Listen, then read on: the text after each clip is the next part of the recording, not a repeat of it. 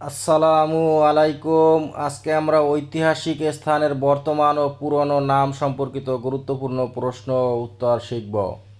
ঢাকার পুরনো নাম কি কি ছিল? জাহাঙ্গীরনগর বা ঢাক্কা। চট্টগ্রামকে সুলতানি আমলে আর কি নামে ডাকা হতো? ইসলামাবাদ, পোর্টো গ্রান্ডে, শাতিলগঞ্জ। খুলনার পুরনো নাম কি ছিল?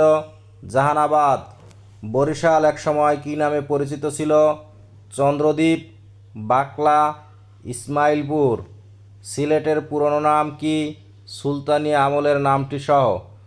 শ্রীহট্ট সুলতানি আমলে ছিল জালালাবাদ। বাগেরহাটের পুরনো নাম কি ছিল? খলিফাতাবাদ। সোনারগাঁওয়ের পুরনো নাম কি? সুবর্ণগ্রাম। ময়মনসিংহের পুরনো নাম কি? নাসিরাবাদ। নোয়াখালীর পুরনো নাম কি ছিল? সুধারাম বা ভুলুয়া। কুমিল্লার পুরনো নাম কি ছিল? ত্রিপুরা বা পরগনা। ফরিদপুরের পুরনো নাম কি ছিল? ফতেহাবাদ।